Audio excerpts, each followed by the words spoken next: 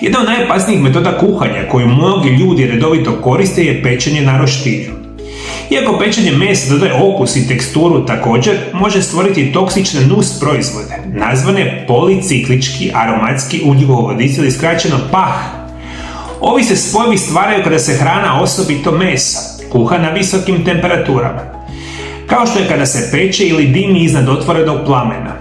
Pahovi su povezani sa oštećenjem DNK i snažno povezani sa povećanim rizikom od raka, osobito raka debelog crijeva, želuca i drugih probavnih organa.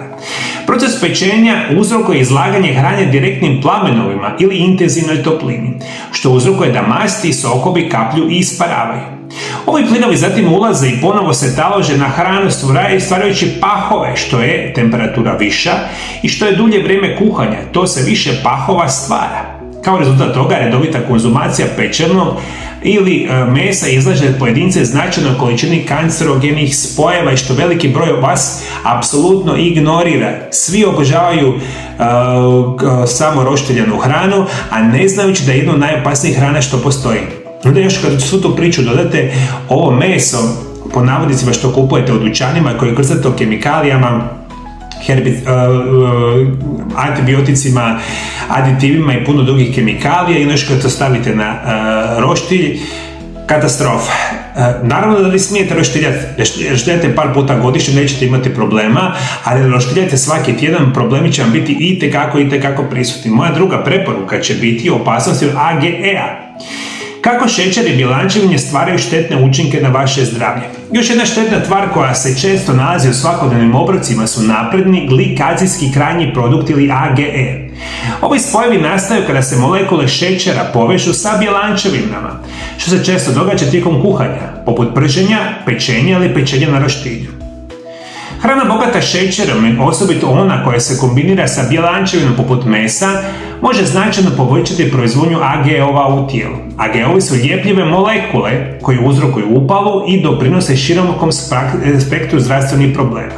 Ovi spojevi mogu ubrzati proces starenja tkiva, povećati oksidativni stres i pridonijeti razvoju kroničnih bolesti poput dijabetesa, Alzheimerove bolesti i problema sa artritisima.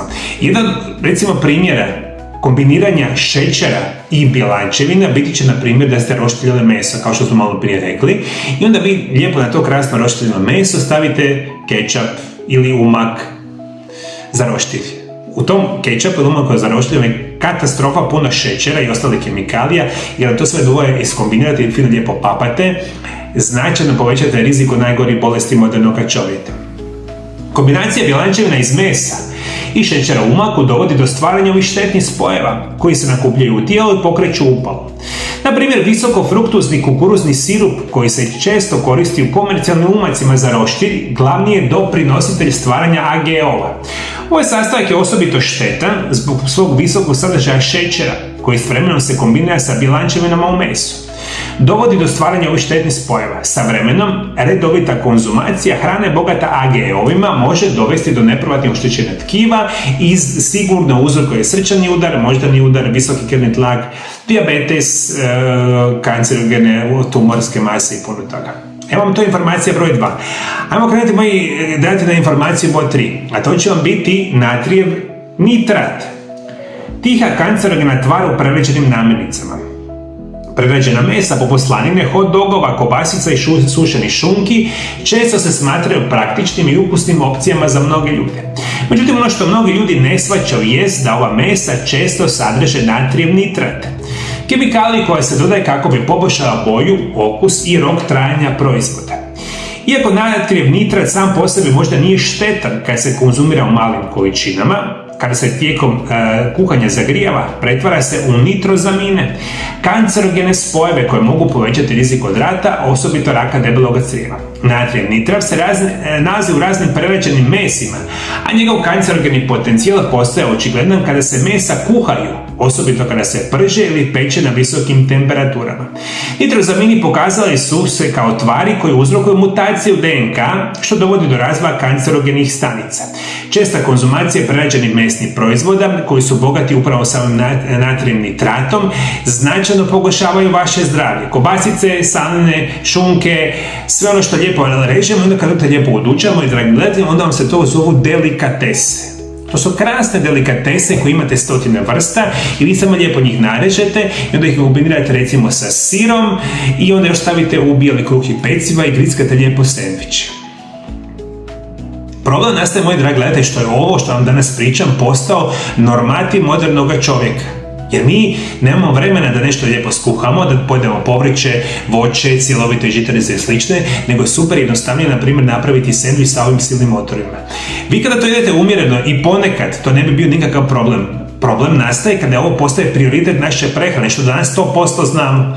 90% hrane koje mi danas jedemo su prerađene namirnice iz dućana ili ovih restorana brze hrane i svi oni u sebi imaju ove katastrofalne stvari. Vi njih samo jedete 5, 10, 15, 20 godina, redovito znači da se stavljate u rizik od velikih broja bolesti. Moja četvrta preporuka će biti glifosat. Skrivena kemijska supstanca u našoj hrani. Glifosat, aktivni sastojak u široko korištenom herbicidu Roundup, još jedan tihi ubojica koji se nalazi u mnogim namirnicama, osobito one koji sadrže genetski modificirane sastojke. Glifosat se koristi za kontrolu korova u usjevima, poput soje, kukuruza, uljene repice i pamuka. Također se prska na nekemijski modificirane usjeve u pšenice kako bi se spriječio rast korova. Ova široka upotreba rezultira time da ostaci glifosata završavaju u hrani poput kruha, tjestenine, žitarice, čak i prerađenih grickalica. Svjetska zdravstvena organizacija klasificira je glifosat kao vjerojatno kancerogen, a studije su pokazale da on narušava mikrobiom samih crijeva, koji je ključan za održavanje zdravog probavnog sustava i funkcije imunološkog sustava. Izloženost glifosatu povezana je sa raznim zdravstvenim problemima, uključujući rak, oštećenja jetre, hormonalne poremećaje. I kada ljudi konzumiraju hranu koja sadrži glifosat, nesvjesno unosite u svoje tijelo ovu izuzetno štetnu kemikaliju. Herbicidi, pesticidi, dugotrajno izlaganje naravno svih ovih sojeva koje sam napomenuo i koji su česti sastojak svojih svakodnevnih namirnica i koje mi kupujemo iz samih dućana, neomitno ulaze u našu svakodnevnu prehranu. I mi kada ovo puta konzumiramo, a nismo svjesni da glifosata ima od tih namirnica, značajno povećavamo rizik od najgorih bolesti modernog čovjeka. Nažalost, to se događa jer veliki broj nas je potpunosti nesvjestan. Danas masovno pohodimo dućane kupujući ove katastrofe i nažalost tu smo gdje smo, moji dragi gledatelji. Problem je pogoršan činjenicom da glifosat koristi se u ogromnim količinama, osobito na usjevima poput pšenice. Izvještaji pokazuju da se pšenica tretira 3 puta više glifosata nego soja i kukuruz. To znači da osnovne namirnice poput kruha, krekera i tjestenine mogu sadržavati značajne količine ove štetne kemikalije. Osim toga, kemikalija narušava mikrobiom crijeva i koji igra ključnu ulogu u probavi i regulaciji imunološkog sustava i vi čim jednog dana, moji dragi gledatelji, uništite vaš probavni sustav, recimo namirnicama, kemijskim supstancama, loš imunitet, sve ostale bolesti dolaze puno više. Zašto vam ovo govorim?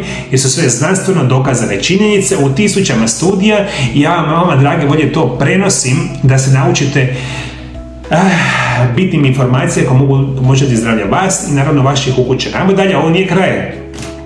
Moji dragi, da ima još katastrofa. Moja peta stvar će biti karamel boja i njezini kancerogeni nus proizvodi. Karamel boja često se koristi za poboljšavanje izgleda različite hrane i pića, osobito gaziranih pića i umaka. Međutim, proizvodnja karamel boje uključuje kemijski proces koji stvara nus proizvod nazvan 4-mei ili 4-metilimazol, koji je poznat kao kancerogen.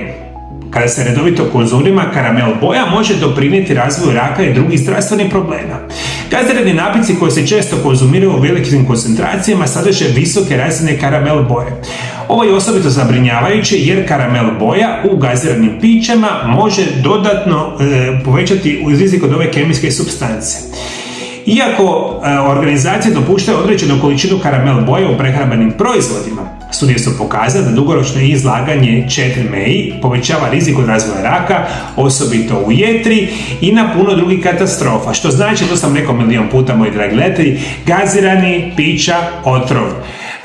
Sokovi, otrovi i slično. A ovo je danas bitno jer hrpa tih stvari se nalazi kao karamelona tamna boja. Coca-Cola, Pepsi-Cola i ostale stvari. Ali kad je fino za piti, tako moji dragi gledatelji, hrpa katastrofalnih kemikalija, hrpa šećera, što više u sebe. Eto vam informacija moja da gledate. Karamel boja u pićima specijalnom je kancerogena i razvija puno drugih problema. I to danas jako dobro znamo. Evo vam još malo katastrofalnih informacija. 6. će biti toksicitet aluminija. Aluminij je još jedna uobičajena tvar koja može biti štetna za zdravlje. Iako se aluminij često koristi u posuđu i pakiranjima hrane, njegovi potencijalni rizici nisu uvijek dobro poznati.